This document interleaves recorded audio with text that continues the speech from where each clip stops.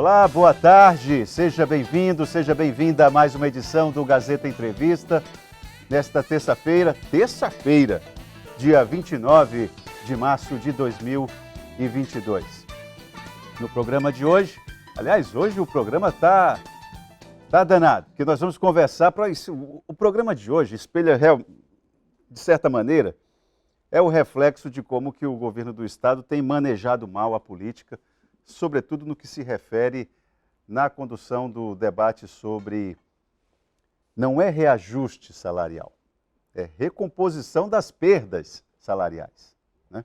A questão é essa, com vários segmentos da gestão pública. Aqui nós estamos com o Fábio, ele é o vice-presidente do Sindicato dos Policiais Civis do Acre.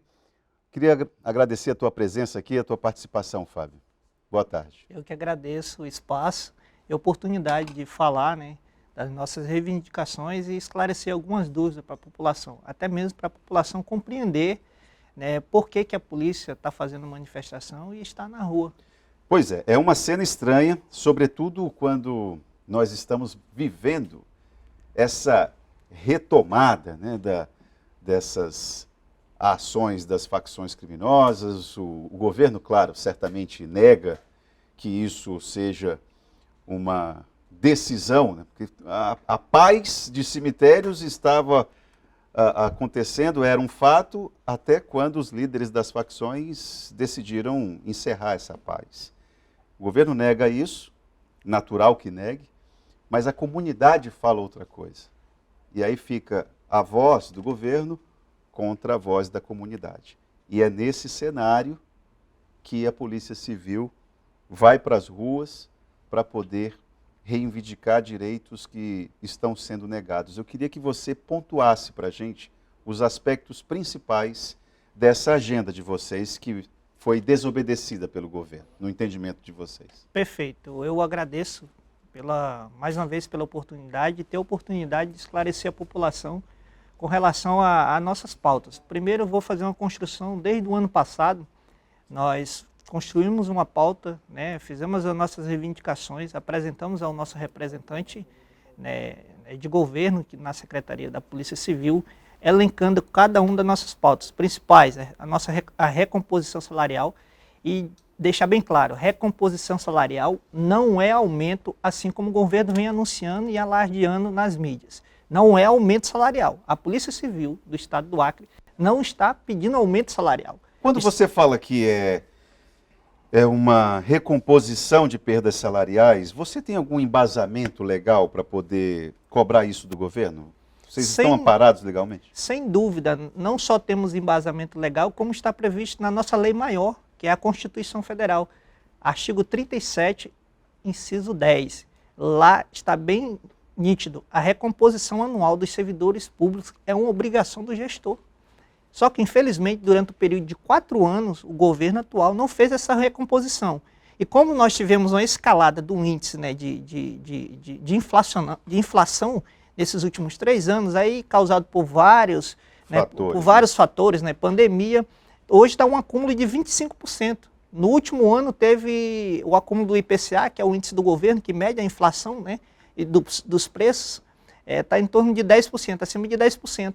E nem isso o governo atual propôs para as categorias, e principalmente para a Polícia Civil. Ele ofereceu e bateu o martelo de 5,42%, e aí sobre o argumento, sempre tirando a responsabilidade da sua gestão, dizendo que é o Tribunal de Contas, fazendo consulta ao Tribunal de Contas, sempre retirando a sua responsabilidade enquanto gestor, ou colocando a culpa na PGE, que a PGE não autorizou. Isso não é a realidade. Isso é uma questão de política e de governança. Aliás, obrigação governamental. Hoje pela manhã, já o governo enviou o projeto de lei que já prevê lá esse bocado de 5,40, é isso? 5,42. Eu chamo isso de um tapa na cara dos servidores e da segurança principalmente. E hoje, no momento que nós estamos vivendo hoje, com o crescimento da criminalidade. Eu vejo nessa percepção como prioridade. Mas não tem mais conversa? É esse documento que o governo enviou ou é nada? Foi esse documento que foi enviado com o projeto de lei. Tivemos sentado ontem com a reunião com a equipe do governo e foi batido o martelo. Olha, nós não temos mais nada a oferecer com relação a isso. É 5,42 em questão de aumento. E foi encaminhado isso para o Legislativo, né? Para a Câmara dos Deputados, para que seja votado. Esse é o posicionamento do governo. Não para a Câmara dos Deputados, não, para a Assembleia Legislativa, né? Perdão, para a Assembleia Legislativa. Eu queria saber, e a Direção-Geral de Polícia Civil? O que você tem sentido? Vocês certamente têm negociado, têm conversado. O que você tem sentido por parte da Direção-Geral? Tivemos contato com a Direção-Geral, inclusive apresentando nossas pautas. Nossas primeiras conversas sempre foi apresentar as pautas para ele. Inclusive, o ano passado nós apresentamos essas nossas pautas. Né? E aí agora, já no finalzinho, né, que nós temos um prazo até o dia 2 para que essas pautas sejam concretizadas, é que foi estabelecido um diálogo. Mas tivemos um período de quase 6 meses sem uma resposta dos ofícios que a gente encaminhava. E aí hoje, já aos 45 do segundo tempo, sentamos 2 vezes com o governo, né, para nos dizer que as nossas pautas, principalmente com a questão salarial, não poderia ser atendida, ficaria apenas naquelas 3,42. Bom, essa é uma estratégia até quase óbvia do governo, o Sim. poder que tem, deixar para o último momento para dificultar qualquer tipo de manobra e qualquer derrota política, já está ali no limite para obedecer à legislação eleitoral. Então isso é uma estratégia praticamente óbvia. Agora eu quero saber de você o seguinte: vocês como policiais civis, vocês têm uma dificuldade em efetivar movimento grevista, há um impedimento legal. Você acredita que o governo trabalha com essa lógica porque sabe dessas dificuldades, desses impedimentos? Perfeito, muito perfeita a sua pergunta. Sim, não só sabe, como tem já movimentado sua parte jurídica com relação aos sindicatos. Policiais militares, policiais civis e nós, essa decisão foi feita até pelo STF com relação a nós não podemos fazer greve, podemos fazer mobilização, mas greve nós não podemos fazer. Né? Então nós já temos esse impedimento e mesmo o governo sabendo disso é que tem feito essa pressão maior com relação aos policiais civis.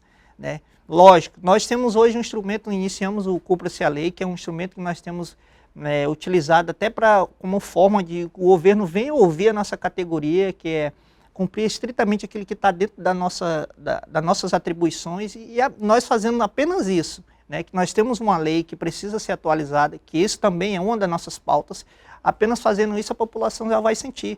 Infelizmente, os nossos policiais hoje, eles trabalham fora dos horários, quebram um galho para outras funções e por isso nós temos o resultado que o governo hoje tem anunciado, que é um dos estados que mais elucida crime. Eu já ia chegar em relação a isso, eu quero saber, só antes de a gente entrar nesse paradoxo, porque isso é um paradoxo, mas daqui a pouco a gente vai falar sobre isso.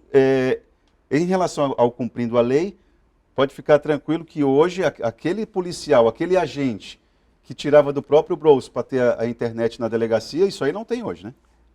Hoje, na verdade, desde o início da nossa mobilização, nós não iremos fazer concessões mais alguma e nem favor mais algum para o Estado. Os policiais civis hoje, eu vou dar um exemplo de uma das nossas pautas, que é o banco de hora. Todas as outras instituições têm um banco de hora bem servidos e apenas a Polícia Civil hoje tem um limite de R$50 mil para o Estado inteiro. E nosso grupo de policiais hoje, que é muito pequeno, em torno de 749 policiais para o estado todo, vive trabalhando no limite e apresentando os resultados que a população hoje tem observado e tem visto, que o governo, inclusive, tem utilizado desses resultados para fazer propaganda boa para a segurança pública e não estamos tendo o reconhecimento devido. Pois é, Fábio, isso aí que eu queria lembrar aqui ao telespectador do Gazeta Entrevista, porque o governo do estado, em todos os fóruns de segurança pública que acontecem, primeira oportunidade que o gestor tem, ele enchia a boca e o peito para falar a respeito dos indicadores da nossa Polícia Civil. Levando em conta que nós, de acordo com os gestores, o Acre tem um alto índice de resolutividade. Uma palavra feia para dizer que a Polícia Civil do Acre resolve os problemas. O problema que aparece ali, o policial resolve. Quer saber quem é o criminoso? A investigação aponta o criminoso. Está precisando prender fulano de tal? Pega uma diligência e prende o fulano de tal. Então, isso, comparado a outros lugares do país, a outros estados do país, o Acre é que resolve mais esses problemas. Encontra os criminosos, faz o que tem que ser feito. Então, isso era dito assim com um certo orgulho. Agora, quando você tem que valorizar o profissional que é responsável por esses indicadores, aí a conversa muda, né? Totalmente. Aí a conversa muda. E olha só o paradoxo. A Polícia Civil do Acre sempre procurou fazer justiça. A verdade é, a investigação, sem investigação não há justiça. Esse é um ponto. Vocês são, inclusive, chamados de polícia judiciária. Exatamente. Né? Então, nós levamos as pessoas que cometem crimes, aqueles que estão cometendo corrupções, isso eu posso até pontuar, cada um aqui, que o Estado praticamente melhorou com relação a isso, ao combate à corrupção.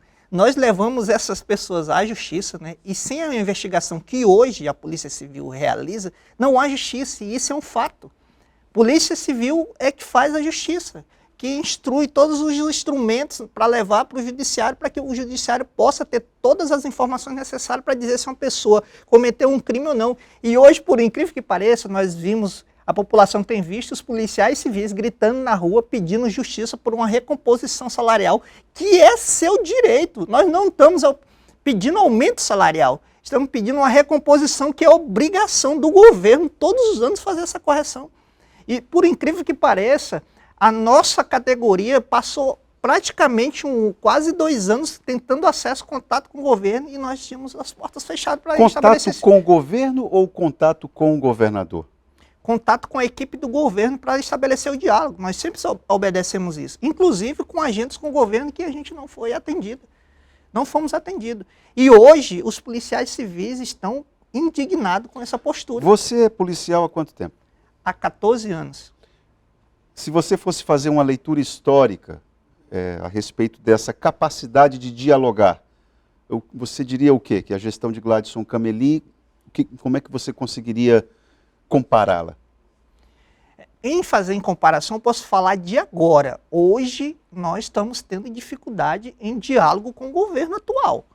Piorou essa condição? Eu posso fazer essa análise de hoje. Hoje nós estamos tendo uma dificuldade enorme de diálogo, de construção com o governo atual, de procurar o governo, de mandar nossas pautas, e pautas até que não são financeiras e da gente não ser ouvido.